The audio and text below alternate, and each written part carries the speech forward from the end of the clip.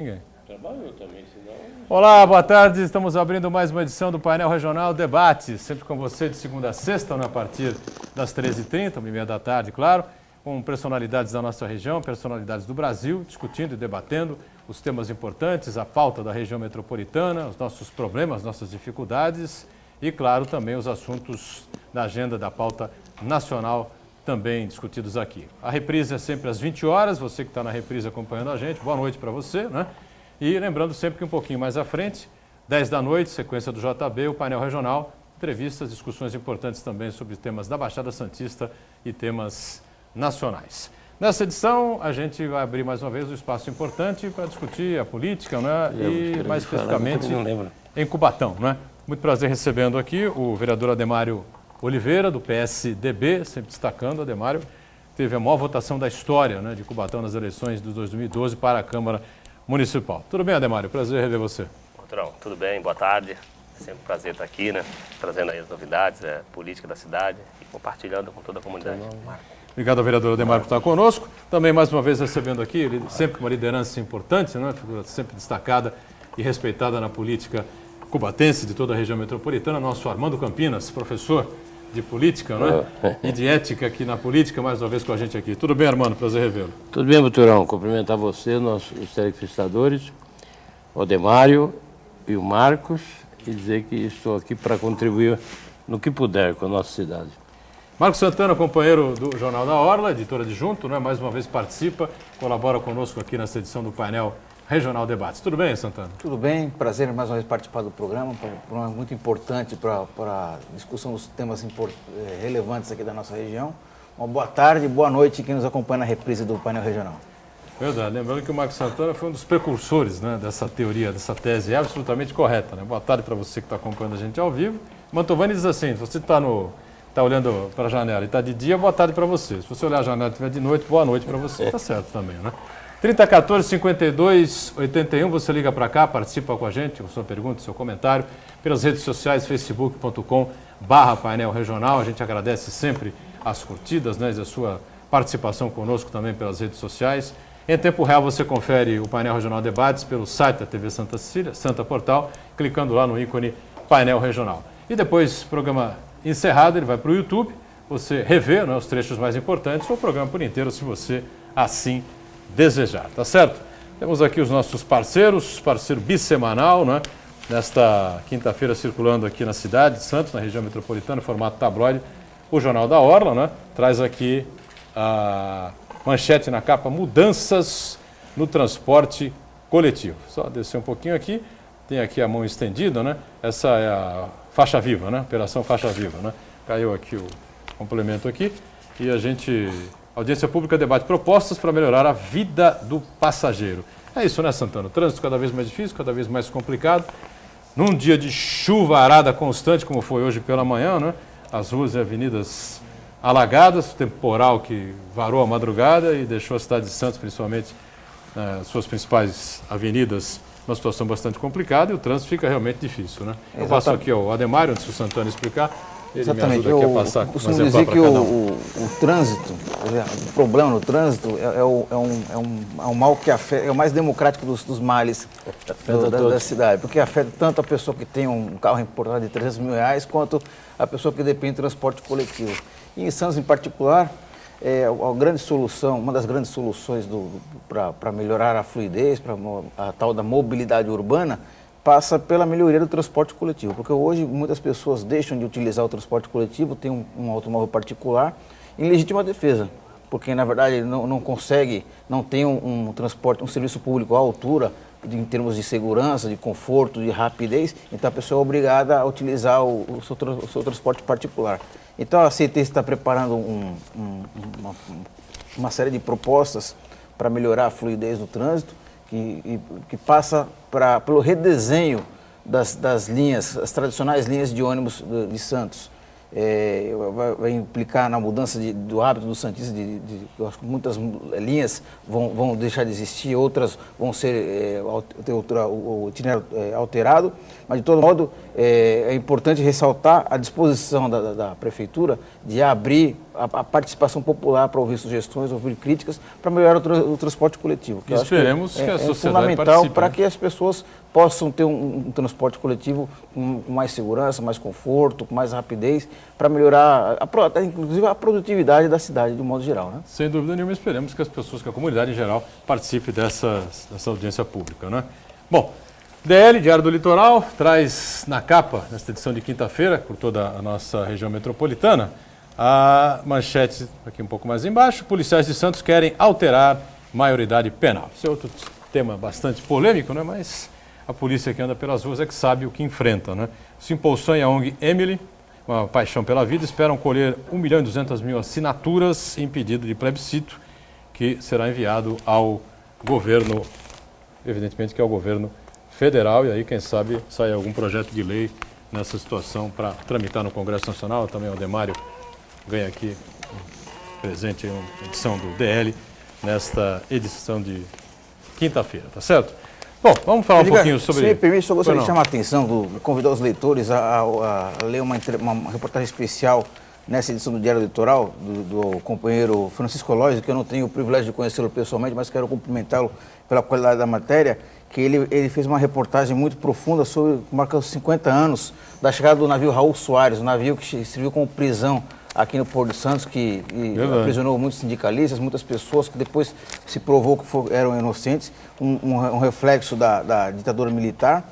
E o grande mérito dessa reportagem, além de resgatar essa história, ele foi ouvir o capitão dos portos da época, que hoje mora no Rio de Janeiro. Quer dizer, ele fez um trabalho jornalístico completo, ele ouviu os dois lados da versão, e é importante esse material para a gente destacar, lembrar que fatos lamentáveis que ocorreram no passado não voltem a acontecer agora. Meus cumprimentos ao jornalista Francisco Aloy. Essa matéria não está nesta edição? Dessa edição de hoje do Diário do Litoral. Do Diário do Litoral? Diário do Litoral. Legal. Então, parabéns ao Aloysio por essa matéria importante. E quem lembra muito bem do Raul Soares, né? Essa triste memória, triste lembrança, é o Armando Campinas. Você lembra dessa história toda? Lembro. Se fosse hoje, não, Armando? Lembro. Isso a gente não esquece nunca mais, né? Não, né? A violência sofrida por uma série de políticos e autoridades, sindicalistas, essa coisa toda. Bom, vamos entrando então pela nossa política cubatense aqui, representada pelo vereador Demário, pelo Armando Campinas, sempre uma liderança importante na cidade. Eu destaco aqui uma comissão especial de inquérito aprovada na Câmara. Agora, não, Demário, você vai ter como poder explicar isso com calma aqui para a gente. Audiência pública, a comissão especial de inquérito foi criada para investigar supostas irregularidades no famoso Ecopátio de Cubatão. Foi uma propositura sua? Sim. Só relembrar um pouquinho, né? A gente tinha esse Ecopátio lá, para que a Ecovias fizesse ali um estacionamento para caminhões, né, para viabilizar o ir e vir ao polo industrial de Cubatão, especialmente ao Porto de Santos, para tentar pelo menos minimizar todo esse transtorno aí causado especialmente nas safras de soja e açúcar, que são as maiores de todas, causam todos esses congestionamentos que a gente vê. Mas, na verdade, o objetivo da coisa foi direcionado para um outro caminho, né? O Armando está querendo a palavra. Eu queria primeiro me congratular e agradecer, inclusive, o vereador Ademário, por ter conseguido aprovar uma comissão para apurar a veracidade dos fatos ocorridos com relação à locação do Ecopátio. Para relembrar, é uma área de 450 mil metros, ou um pouco mais, quadrados, que locado por preço bem baixo, daria um aluguel mensal de R$ 2.250.000. E a prefeitura recebe R$ 8.000 por mês. Quer dizer, R$ 2.250.000 dá para construir 2 belas creches todo santo mês. Isso já vem há anos, isso. Isso está acontecendo há muitos anos. Eu espero que agora, agora tenho certeza, com essa ação do Aldemário, a gente vai conhecer profundamente o que aconteceu. A responsabilidade até, quem é que firmou isso, por que firmou isso, qual foi a justificativa dentro desse processo, e regularizar isso aí de uma forma definitiva. O povo precisa saber, né, disso e de outras coisas mais. A cumplicidade é maior de quem sabe das coisas e não levanta o problema, não tenta resolver o problema, né? Então eu quero deixar aqui de público meus agradecimentos, na condição de cidadão cubatense, meus agradecimentos ao Aldemário por mais essa façanha. Muito bem, Aldemário, então pode explicar essa história toda que envolve aí o Ecopátio, né, o contrato com a prefeitura, e como é que foi a aprovação dessa ceia aí, daqui adiante, como é que vai ser esse processo investigatório aí na Câmara? Tá, só quebrar aqui no protocolo, inicialmente eu não consegui fazer, mas queria cumprimentar o Marcos Santana, cumprimentar o professor Armando e o Muturão, né, um amigo pessoal. Uma CPI importantíssima, né? Como o Armando colocou aqui. Obrigado pelas suas palavras, mas obviamente é o nosso dever de ofício, né? O dever do parlamentar é fiscalizar, fazer interlocução com a sociedade. É uma área de aproximadamente 500 mil metros quadrados, né? Obviamente tem reflexo direto na nossa cidade, do ponto de vista da arrecadação, que é uma área hoje locada, né? Objeto de concessão, em torno de R$8 mil, mas também é uma área que, se apurado, né? E a gente vai ver que vai ter reflexos em toda a região metropolitana, né? Porque hoje, quando se diz de mobilidade urbana, não se pode pensar localmente, né? Você tem que pensar, obviamente, regionalmente. Então, você veja, uma área de 500 mil metros quadrados, onde foi objeto de concessão para a Marcon, né? E a Marcon passou essa concessão que lhe foi dada através do instrumento de subconcessão para o grupo Eco Rodovias, que hoje faz gestão daquele espaço. Ora, várias denúncias, né? Referente à má utilização e desvio de finalidade daquele espaço. Daí fui no local apurar, né? Fui o vereador Dinho, né? E nós convidamos também outros parlamentares, mas infelizmente não conseguiram. E nós detectamos, né, a olhos nu, obviamente, né, vai precisar ir através dos avanços da Comissão Parlamentar de Inquérito, né, precisões, né, como georreferenciamento, talvez um sobrevoo, mas a olhos nu, nitidamente você vê os abusos, né? Total desvio de finalidade.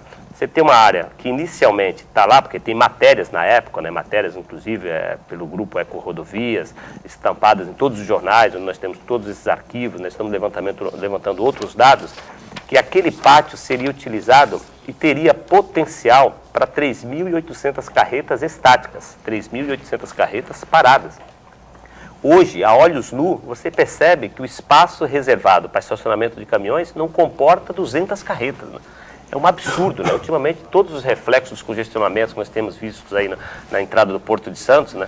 E você vê um pátio que foi dada a concessão para utilizar com essa finalidade, sendo totalmente distorcido. Pra vocês terem uma ideia, nós temos tendas gigantescas, né? Porque você tem o grupo Eco Rodovias e você tem a Elog, né? Que é a empresa do grupo que faz logística, né? 3 tendas enormes, Elog. 3 tendas enormes sendo utilizadas para armazenar produtos, né? Ou seja, o pátio está sendo utilizado para armazenar produto, para a empresa Elog fazer logística para exportação, né?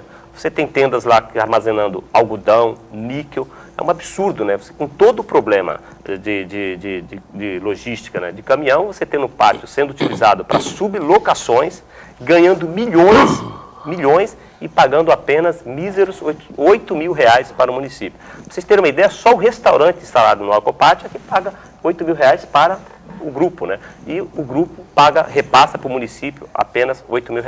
Isto é gritante, né? Porque afeta toda a região. Quando o congestionamento aqui para a entrada do Porto de Santos está no período de safra, todas as cidades da região sofrem, tanto o acesso para a capital, né?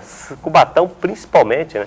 Todos sofrem, e você vê hoje um pátio que tem potencial, né, para 3.800 carretas, sendo utilizado apenas para aproximadamente 200 carretas. E o que é pior, naquele momento, quando o grupo Eco Rodovia pegou a subconcessão, foi anunciado um investimento de 95 milhões, adquirido através do Banco Nacional de Desenvolvimento Social, o BNDES, com escopo para adquirir esses recursos, com escopo de pátio regulador credenciado pelo Porto de Santos. Ou seja, a finalidade principal para adquirir os 95 milhões para investir naquele ecopátio foi justamente o estacionamento de caminhões. Pegaram os 95 milhões, investiram na infraestrutura e hoje se utiliza para todos os outros fins, né? Para sublocações, subconcessões, que é um absurdo. E toda a sociedade, infelizmente, acaba sendo penalizada por essa falta de gestão. O que a gente vai investigar, obviamente, é saber por que essa omissão da prefeitura, né? Essa omissão em calar-se mediante uma questão tão delicada que é essa subconcessão, aparentemente com várias falhas que nós vamos apurar.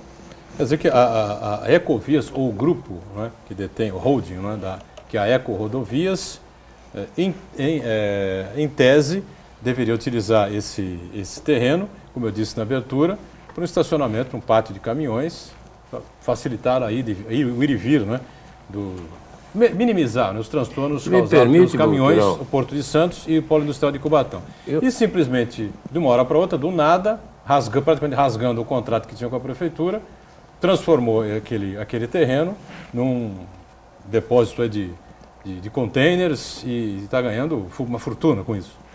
É o que dá para entender. E antes, a destinação primeira daquilo era um parque ecológico, até para amenizar a poluição que aquela região causou enquanto era a Vila Paris. Então, a destinação inicial daquilo era um parque ecológico, iam se plantar árvores, iam melhorar o meio ambiente ali. Mas tudo bem, desde que fosse efetivamente para resolver os problemas de transporte da região, mas hoje não. E se pagasse um preço justo para a prefeitura, porque aquilo é do povo, caramba. O povo precisa usufruir disso. Assim, é gravíssimo, as denúncias são de ordem, assim, de ordem pública, né? Porque, primeiro, no objeto da concessão, a empresa que ganhou teria algumas contrapartidas, por exemplo, criar um instituto ambiental, dar uma contrapartida para o município, né? As contrapartidas não foram efetivadas, o espaço de 500 mil metros quadrados está sendo utilizado de forma indevida, isso é gravíssimo, né? Toda a escassez de área. 500 mil metros quadrados. Com toda a escassez de área na região, você tem uma joia na cidade de Cubatão que poderia, dentro de uma parceria, atender todo o sistema da Baixada Santista, sendo utilizado para ganhar milhões, e a cidade não ganha absolutamente, né, para não dizer nada, né, míseros 8 mil reais, e o desvio total de finalidade, né? Inclusive o Porto de Santos, nessa CPI, nós vamos chamá-lo também, porque ele tem responsabilidade. Se naquele momento, justamente isso que eu ia comentar. Os 95 milhões, ele tem responsabilidade, né? Diante desse cenário que o vereador está apresentando aqui, são denúncias muito graves, muito sérias. Um reflexo, uma parte do reflexo do que acontece lá, a gente percebe aqui no trânsito da nossa cidade, porque uma área que era para ser destinada, foi concebida para ser um pátio regulador, em vez de milhares de caminhões, comporta apenas 200. Então, esses caminhões não vão virar poeira, vão congestionar as nossas estradas. Então, eu acho que é o caso realmente de acionar a Codesp para pedir explicações da Codesp, porque, afinal, se ela regulamentou, ela autorizou o funcionamento desse pátio e ele não funciona de acordo com o que foi esperado, tem que exigir explicações da Codesp. E eu acho que precisa ser acionado também o Ministério Público Federal, já que se trata de dinheiro público, o BNDES financiou as melhorias, os investimentos que parece que não foram realizados. Eu acho que o Ministério Público Federal também tem que ser acionado para cobrar explicações e medidas judiciais cabíveis da Eco-Rodovias. Há uma representação também, né? A gente precisa também dar valor a quem os tem, né? O vereador Banha, né? O vereador Banha do PMDB aqui de Santos tem uma representação do Ministério Público também com relação a isso, para que a Ecovias explique, não é? Por que é que mudou aí o objetivo desse contrato realizado com a Prefeitura de Cubatão. Agora, a Prefeitura de Cubatão me parece que já tentou, de alguma maneira jurídica, também desfazer esse contrato, e houve algum erro na redação aí da ação e o que o juiz acabou devolvendo. Você tem alguma informação, Ademar? Lá teve uma ação civil pública, né, onde o Ministério Público impetrou, justamente questionando naquele momento as contrapartidas da concessão que não foram cumpridas. Contrapartidas deveriam ser realizadas pela empresa, né? Pela empresa que ganhou a concessão, né? Inclusive no objeto da concessão está bem explicitado. Ganhou a concessão, mas em contrapartida você vai ter que arcar com algumas obrigações para o município.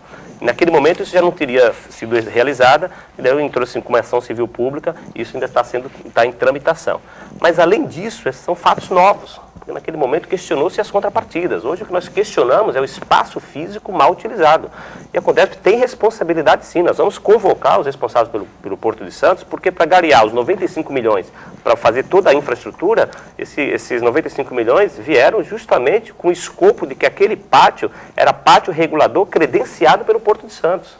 Então, na verdade, o Porto de Santos também, na condição que deu o credenciamento, tem responsabilidade direta de fazer essa fiscalização. Sem contar, obviamente, a omissão do município, que é gritante, né? Você tem um espaço dessa magnitude e, mediante a todas essas mazelas e denúncias, o município simplesmente cruzou-se os braços do ponto de vista de fiscalização, órgão fiscalizador, e não foi feito absolutamente nada. Então, nessa CPI, nós vamos, de fato, apurar todas as irregularidades e denúncias, doa quem doer, né? Nós estamos lá, de fato, para levar isso muito a sério, para que isso seja apurado e a Justiça assuma depois dos relatórios finais.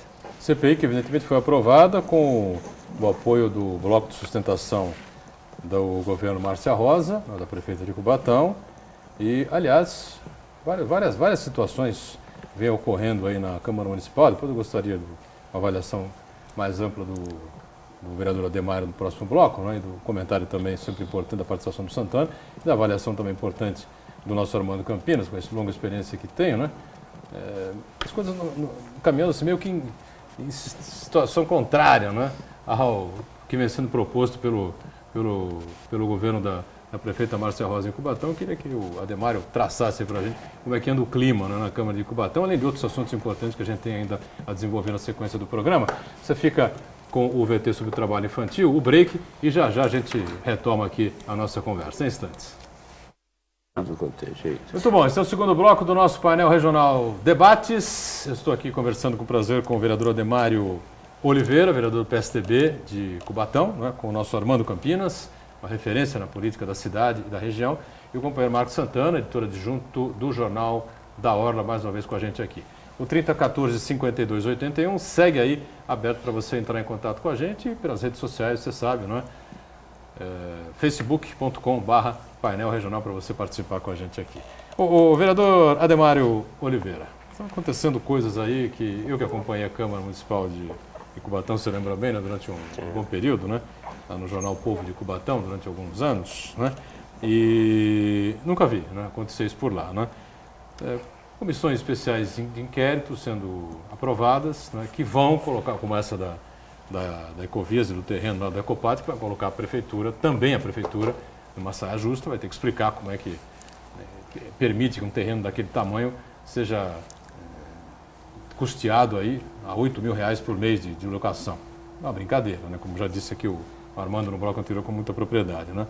Aí o vereador Doda, que é de oposição, aprova aí uma comissão para investigar aplicações financeiras da Caixa de Previdência, né? Alguns vetos da prefeita Márcia Rosa andam sendo derrubados. O que acontece na Câmara de Cubatão? É esse clima todo de incerteza que envolve a prefeita, que teve o seu mandato cassado, né, pelo TRE, a questão de 10 dias, agora seus advogados entraram com embargos declaratórios e houve a suspensão ainda da sentença, mas isso é por algum tempo apenas, né? O que acontece? Qual é o clima político que se vive em Cubatão hoje? Olha, a cidade ela está desgovernada, é notório e sabido por todos, né, pelo nosso sistema político partidário, que o executivo precisa ter a governabilidade, né, precisa ter aquele número de vereadores da base de apoio para poder aprovar os seus projetos, acompanhar os avanços do ponto de vista de desenvolvimento da cidade. Agora, a base de apoio se conquista através de uma confiança, né? Onde os parlamentares olham para o chefe do executivo, acredita naquele governo, adere àquele governo, porque tem uma relação de confiança, acredita nas ações progressistas, acredita no esforço para a cidade crescer, e o que não ocorre em Cubatão, né? Na verdade, o parlamento perdeu, né, toda a confiança nesse governo, né? Veja as ações, né? Os parlamentares que davam sustentação ao bloco, né, de apoio ao governo, hoje eles se encontram independentes, né? Você vê que isso é bom do ponto de vista dessa independência, né? Obviamente a sociedade ganha, né? De estar votando com as suas convicções, mas não há de fato uma organização, né? Do ponto de vista do governo de enviar para a Câmara projetos, né? Importantes, né? Que visam o desenvolvimento da cidade.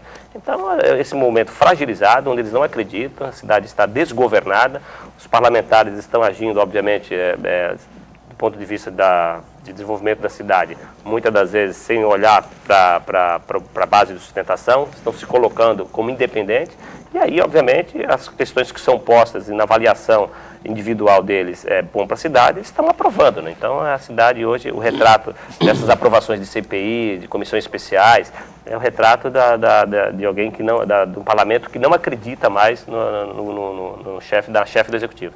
Armando Campinas, queria saber se você tem aí a mesma opinião, eu ou acho, se vê por outro ângulo aí essa situação toda na Câmara, que envolve o governo também. eu acho que é salutar a demonstração de independência. Eu acho que tem que ser harmonioso entre si os poderes, mas totalmente independente. Então, eu acho que a Câmara tem que ir lá decidir se veta, ou se derruba o veto, ou se aprova o veto, enfim. Tem que haver essa independência. Então, eu acho muito salutar. Eu acho que isso deveria acontecer sempre. Essa história de ter um bloco de apoio não me cheira bem. Não me cheira bem. Porque eu vou apoiar tudo? Não. A Câmara, os seus pais, lá a maioria, que representa de forma efetiva o povo, não é o nosso caso hoje, que a prefeita foi eleita com mais de 50%. Mas em muitos outros casos, nós tivemos prefeito lá eleito com 25%, 30%, 24%. E lá na Câmara é que está a representação maior. Ali é que tem que decidir o que é melhor ou menos ruim para o povo. Eu acho muito salutar essa independência. Agora, o que está acontecendo em Cubatão é que Cubatão, eu não sei por que razões, isto aí é coisa de análise de laboratório, é um município cheio de problemas, com muito dinheiro e cheio de problemas. Quer dizer, o progresso para Cubatão foi retrocesso do ponto de vista de qualidade de vida, de bem-estar social, né?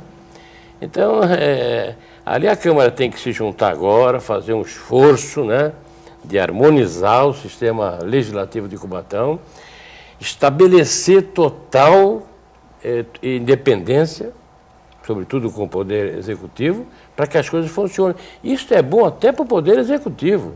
Infeliz do prefeito, do governador ou do presidente da República, que não tem oposição. É a oposição que aponta onde estão errando. É a posição que impede que o governante erre mais. Então, eu acho que essa independência é muito salutar. Marcos Santana, quer completar alguma coisa ou vamos... Boturão, no último ano do primeiro mandato da prefeita, nós, no Jornal da Hora, fomos fazer um levantamento sobre o número de trocas de secretariado. Nós perdemos a conta. Quer dizer, foram mais de 40 trocas de secretariado e isso aí é sintomático. Isso demonstra o quê? Que existe uma instabilidade muito clara no governo do prefeito de Cubatão, né? Apesar de ela ter sido reeleita, essa instabilidade permanece. Haja vista o grande embate que ela tem com a Câmara, com os próprios vereadores do que seria a base aliada, que hoje já ela se esfarelou. Não existe mais, como o vereador bem lembrou, são parlamentares que têm uma postura independente. E, além disso, a série de problemas na justiça que a prefeita vem enfrentando, né? Ela não pode associar essas decisões a uma conotação política, porque o Poder Judiciário é um poder independente e viu indícios muito claros de irregularidades, tanto é que há uma decisão.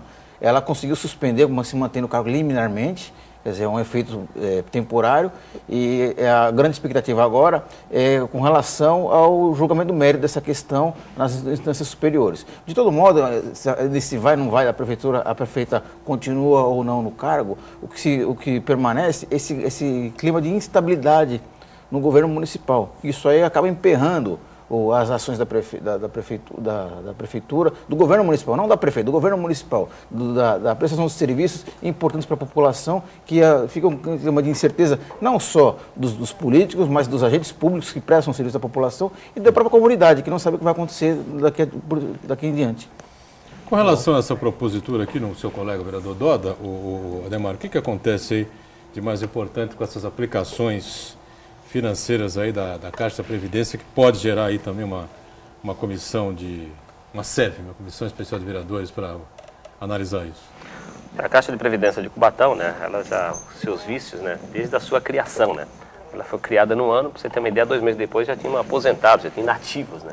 Então, assim, é um problema que se arrasta por muito tempo. Mas, obviamente, houveram tempos em que a Caixa conseguiu andar com suas próprias pernas.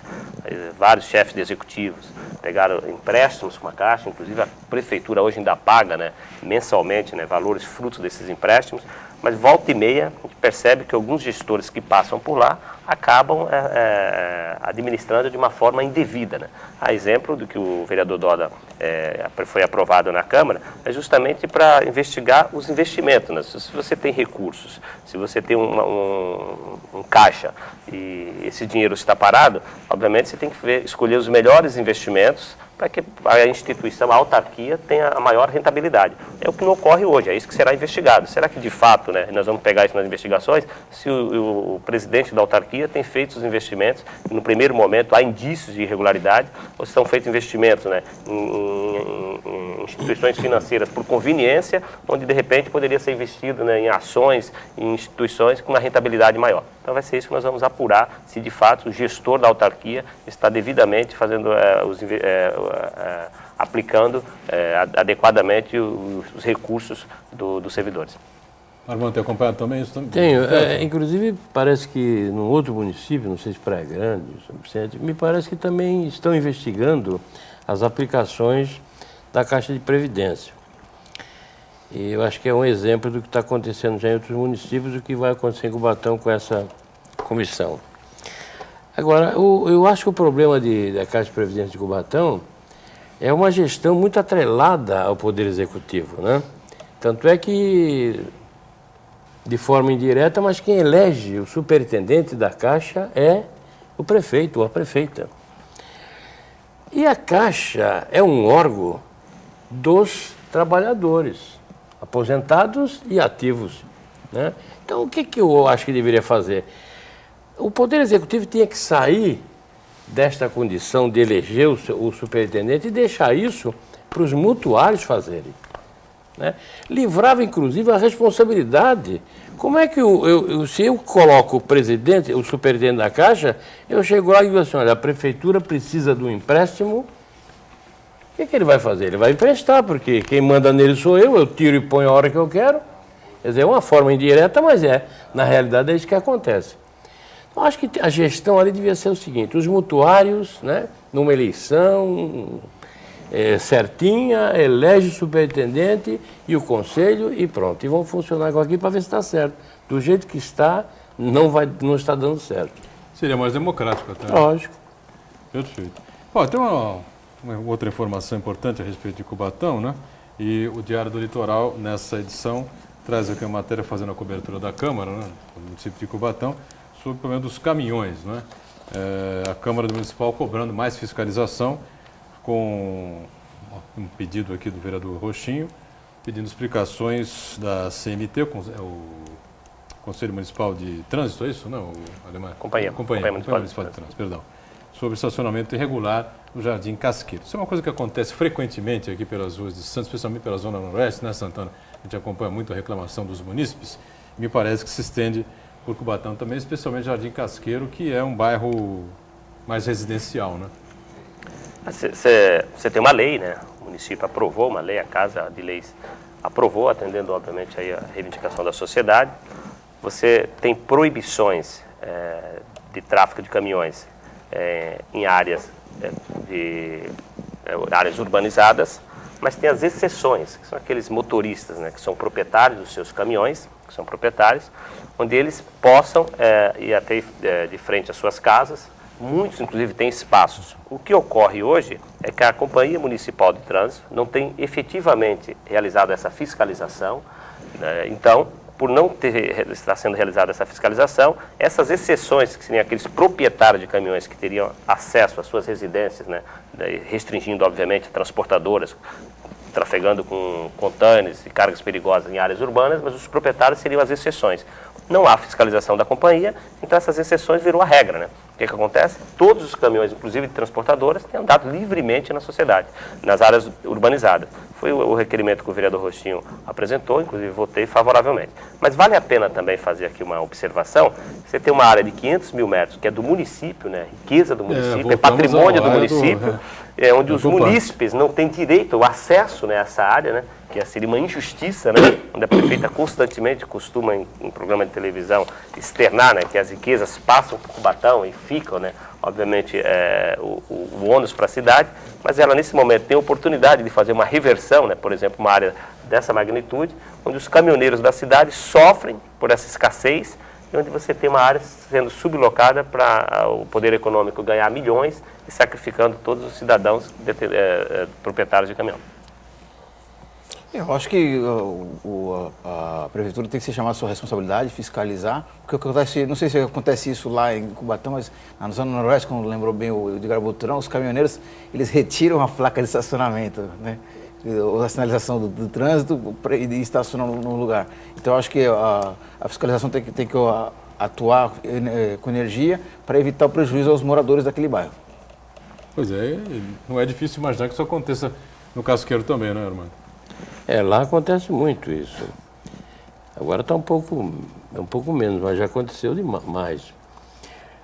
Mas eu tenho uma visão diferente. No passado, o caminhoneiro, a pessoa proprietária de um caminhão, ele tinha do lado da sua casa um terreno, entendeu? Ele sempre tinha um local onde ele guardava o seu caminhão. Ele não atrapalhava a vida de ninguém em razão de ter o seu caminhão, né? Eu sei que agora cresceu, a quantidade de caminhões é bem maior, né? As coisas não são como antigamente. Mas tem que arrumar uma forma. Se eu tenho um caminhão, eu tenho que usar o meu caminhão, porque eu digo isso porque eu iniciei minha vida dirigindo caminhão. Fui caminhoneiro muitos anos. Mas eu tinha ao lado da minha casa, né, uma garagem onde eu guardava o meu caminhão, onde eu consertava o meu caminhão. Enfim, eu não atrapalhava a vida de ninguém. Há cerca de algum tempo atrás, eu até fiz uma reclamação. Primeiro eu falei com o dono do caminhão, você precisa parar, a casa não era nem minha, né? Ele encostava na frente da minha casa, mas encostava na frente da casa de um amigo meu. E a filha do meu amigo lá acordava de madrugada com aquele barulhão, 4 horas da manhã, se você botar um caminhão a óleo para funcionar, que ele faz um barulho, uma trepidação danada. E eu fui reclamar, pô, arruma outro lugar para encostar o teu caminhão. Ele falou, tu esquece que tu também começou a vida? Eu não esqueço, nunca esqueci. Só que eu nunca prejudiquei a vida do sono de ninguém. Do sono de ninguém, rapaz. Eu tirei o sono Precisa, agora como tem muitos, a prefeitura tem que arrumar um local, transporte para esse pessoal vir, as coisas têm que ser organizadas. Também não vamos pegar o companheiro que hoje vive do caminhão e jogar botar ele na Rua da Amargura, nada disso. Mas temos que criar uma condição para ele ter o seu lugar de guardar o caminhão, sim. E transporte para vir dali para casa e de lá e da casa para o local do caminhão. Isso muito bem, estamos fechando aqui o segundo bloco, né? A gente volta na sequência depois do intervalo, conversando um pouco mais aqui com os nossos convidados da política de Cubatão e da região metropolitana. Já, já. Vamos de volta, este é o terceiro e último bloco desta edição do Painel Regional Debates. Com prazer aqui recebendo o vereador Ademar Oliveira, do PSDB de Cubatão, nosso Armando Campinas e também o companheiro Marco Santana, do Jornal da Hora. Tá certo? O telefone segue aberto, você participa conosco, pelas redes sociais também, facebook.com/painel regional. Muito obrigado pelos mais de 4.700, 4.800 compartilhamentos já nesses poucos mais de 6 meses, né? A gente fica muito satisfeito com a sua participação aqui com a gente pelas redes sociais também. Paulo do Jardim Anchieta, ali de Cubatão mesmo, parabeniza a gente aqui, a gente agradece, obrigado, um abraço a você. Pergunta quando será o julgamento final da prefeita Márcia Rosa. Veja bem, isso aí não existe. Uma coisa... É pergunta que não quer calar, né? Está colocado aí, né? Não é o juízo final também, né? Vamos bem assim, mas o Ademar está acompanhando de perto, claro que o Armando também, né? É uma situação que me parece causa uma estabilidade política muito grande no município. É isso, Ademar? Sim, é ruim, né? Causa uma instabilidade. Hoje, de fato, ela não está governando, de direito ainda é prefeita, porque o seu julgamento foi suspenso, né? A execução da sentença foi suspensa por um embargo de declaração. A gente respeita, deixa para que o judiciário, né, independente, cuide disso, né? A gente está acompanhando de perto. Agora, realmente, cria-se uma sensação de que a cidade hoje encontra-se desgovernada, né? O executivo sem governo e o legislativo, né? Vale fazer uma observação aqui, né? Que o presidente da casa também tem faltado com algumas questões de ofício, né, Armando? A exemplo de um projeto, né, que foi rejeitado na mesma sessão legislativa, né? A Constituição é clara, né? A sessão legislativa vai do dia 22 de fevereiro ao dia 22 de dezembro. E os projetos pautados nessa sessão sendo rejeitados não podem ser reapresentados. Em Cubatão o presidente brinca, né? Porque o projeto foi rejeitado pela Casa de Leis, o projeto da venda do terreno, que teria inicialmente sido destinado para Minha Casa Minha Vida, retornou para casa e o presidente da casa pautou novamente. Ele não respeita a decisão da casa, né? Dá a impressão que os parlamentares não têm autonomia, né, no voto, né? Porque você vota, você rejeita e o presidente da casa insiste ilegalmente em pautar o mesmo projeto. Então o executivo está sem governo. Me parece também que o presidente da Casa de Leis tem faltado com o dever de ofício em zelar pela instituição independente, né? Porque rejeitar um projeto por 9 votos da casa e ele pautar em seguida, isso para mim é uma afronta ao poder que é independente. Agora, o questionamento do telespectador é correto, não é? Vamos deixar de lado aqui o nome de Márcia Rosa, o nome de seja lá qual for o prefeito, o munícipe, enfim. Esses julgamentos eleitorais eles precisam ser mais ágeis, mais céleres. Claro que existem processos que são mais complicados que outros, né? Evidentemente, né? Algum cara vê lá uma faixa, tira uma foto, fica claro, evidente que era uma campanha antecipada e tal, então não podia, a coisa corre mais, funciona mais rapidamente nos vários tribunais, primeira instância, no Tribunal Regional Eleitoral e até uma possível liminar ou não no TSE, que, se eu não estou enganado, a gente comentava nesse programa, nenhum prefeito aí que sofreu processo de cassação conseguiu liminar para se manter no cargo, né? E acabaram havendo novas eleições ou o segundo colocado assumindo. Em Cubatão não é possível isso, como lembrou Armando Campinas, a prefeita Márcia Rosa alcançou mais de 50% dos votos válidos. Então, caso a prefeita seja realmente obrigada a deixar o cargo pelo processo de cassação, obrigatoriamente será convocado pelo presidente da Câmara, serão convocadas novas eleições, provavelmente em 30 dias, é isso? Ou 60 dias? Ou não está claro isso ainda? Assim, em relação ao questionamento, daí eu faço das minhas palavras um jargão, inclusive já virou jargão do governador Geraldo Alckmin, né? Onde ele cita muito, decisão judicial não se discute, né? Se cumpre, né? Em relação ao questionamento aí do telespectador, é difícil você emitir uma opinião, porque é uma decisão judicial. O desembargador vai julgar lá dentro das suas conveniências, dentro das suas convicções, né? Então eu prefiro me abster, né, obviamente, quando se discute prazo, se discute eventualmente a sentença, porque é uma decisão judicial que nos compete, obviamente, após o trânsito julgado, uma sentença em caráter definitivo, acompanhar as medidas efetivas dessa transição. É porque nós estamos já em abril, né? Eu comentava com o Ademar antes do programa começar, o Santana também já estava conosco, né? Nós estamos em abril de 2014, está certo? Então a prefeita Márcia Rosa cumpriu 1 ano e 4 meses o seu segundo mandato. Provavelmente vai cumprir pelo menos mais 1 mês ou 2, a gente não sabe exatamente, ou se liberar definitivamente desse problema todo no TSE, não sei o que vai acontecer, e aí ela poderá cumprir o mandato integralmente até o final. Mas desde o início deste segundo mandato, né, que Cubatão vive nesse clima de incerteza, ou seja, é ruim para a prefeita, é ruim para o vice, é ruim para o governo, é ruim para a Câmara, e acaba sendo ruim para a cidade, me parece. Então, independentemente de ser Cubatão, de ser Márcia Rosa, de ser quem for, acho que a Justiça Eleitoral, nesse aspecto, ela falha, né? Independente de ter uma decisão judicial, a cidade já foi penalizada. Quando eu digo a cidade, não é só a prefeita, é a cidade de modo geral. Esse clima de instabilidade, ele permeia por toda a cidade. Nas unidades de saúde, nas escolas, o servidor municipal que presta o serviço ao munícipe. Fica esse clima de incerteza, não só em relação na Câmara, com os vereadores, as pessoas que têm cargo em comissão, que vem ali o olerite ameaçando voar, né? Mas, do modo geral, acho que o morador de Cubatão, ele sente essa incerteza, ele não sabe o que vai acontecer daqui a alguns meses, né? Então, a população já foi penalizada com esse clima de incerteza na cidade. Muito bem. Diga. Eu acho que estou aí com as palavras do Ademar e do próprio governador. decisão judicial não se discute. Vamos aguardar que a justiça diga o que é que vai acontecer com a prefeita, não é? Agora, quanto às coisas de ofício, enquanto se está no cargo, nós temos deveres de ofício. E quem não os pratica, prevarica. E como é que funciona isso? Se o chefe do Poder Legislativo deixar de fazer coisas de ofício, o chefe do Poder Executivo tem que declarar a prevaricação e determinar que o cargo está vago. Tomar suas providências, assim, e vice-versa. Por isso é que tem que haver total independência entre os poderes, para que um possa até atuar nesses momentos. Em relação Quer dizer, o presidente da Câmara deixar de mandar um autógrafo dentro do prazo regulamentar, prevaricou. E como é que vai fazer?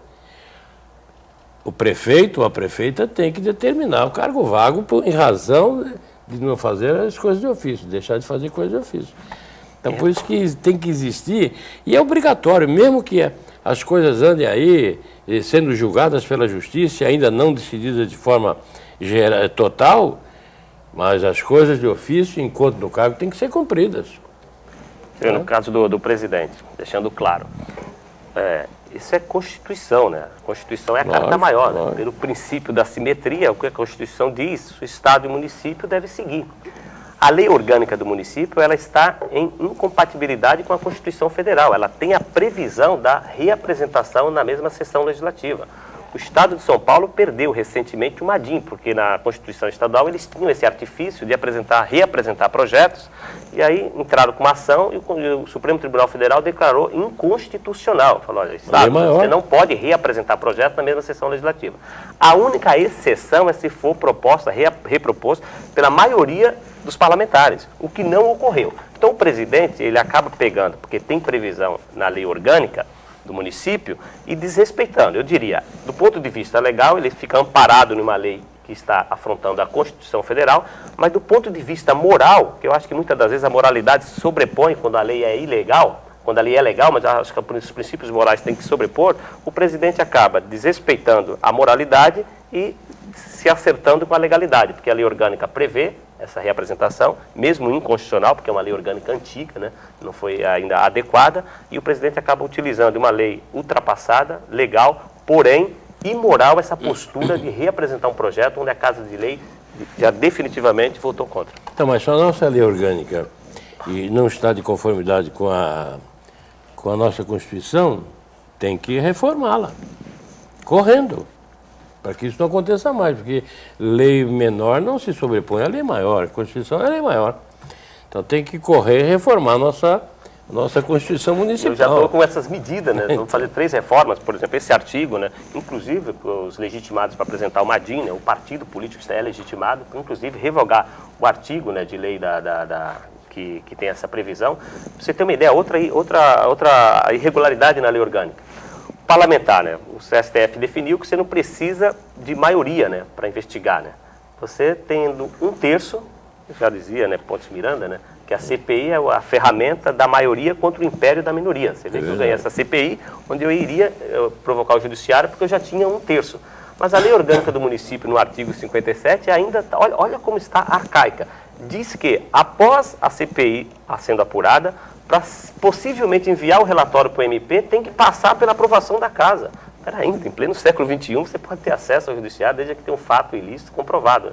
Você tem ideia que a lei orgânica, então eu estou já, obviamente, em estágios avançados para apresentar várias propostas para nós mudarmos definitivamente e adequar a lei orgânica da nossa cidade. Só para registrar aqui o Silvio do Rio Branco, mais uma vez contato conosco, manda um abraço para nós, a gente retribui.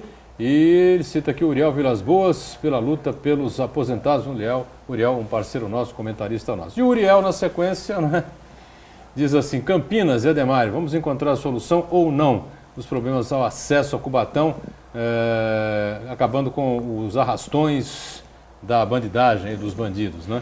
Isso é uma outra questão que é uma impunidade, a segurança no sistema imigrantes está cada vez mais complicada, especialmente a descida da Serra da Via Anchieta. É uma coisa mais ou menos óbvia, né, o Ademário Santana e meu caro Armando Campinas. Ali do Chaparral, né, do topo da serra, até até o final da serra, ali, entrada e proximidade de Cubatão, tem aqui 12 quilômetros, mais ou menos? Mais ou menos isso? Mais ou menos. 10, 12. Né? 10, Você 12, com meia dúzia de viaturas, né? Com meia dúzia de viaturas de moto, né? Circulando por ali, ou parados por ali, com o giratório ali funcionando, né? Você mostra a presença física da polícia e inibe a atuação de bandidos. Pelo menos eu penso assim, né? Acho que não é tão difícil combater, sabendo-se que todo feriadão, todo final de semana, naquele determinado horário, né, o pessoal passa do pedágio na volta para Santos 6 horas, 6h30 da tarde. É sempre esse período que as coisas costumam acontecer, né, Ademar? Sim, essa tem uma questão, uma discussão, né? Eu diria complexa, no tempo é curto, para externarmos o que pensamos acerca do tema, né? Você pega ali o bairro que fica bem no sistema do sistema de Anchieta Imigrante, a Vila Esperança, né? E eu acredito não só na repressão, mas eu acredito também no social, né? Eu vejo que grande parte ali, eu acho que a repressão é importante, mas também o social, acho que um ajuda o outro automaticamente, né?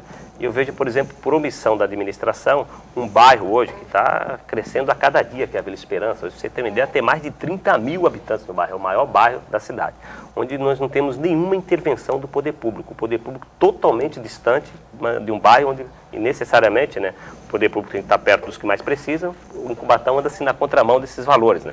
Então eu acho que uma intervenção social também naquele bairro, que atinge ali, que pega todo o sistema da Anchieta Imigrante, eu acho que contribuiria e muito para nós melhorarmos esses índices, né? Porque na medida em que você tem um bairro urbanizado, você alarga as ruas, você tem becos, você tem o acesso da polícia com mais facilidade. Eu acho que, inclusive, é um pensamento pessoal, obviamente, a gente aceita as opiniões adversas, mas onde o município que recebeu hoje 200 milhões para urbanizar aquele bairro, passou-se 5 anos, nada foi feito. Muito pelo contrário, o Tribunal de Contas agora bateu com suposto direcionamento de licitação, né, onde multou o secretário de obras, o Silvano Lacerda, e a prefeita, né, justamente por esse suposto direcionamento.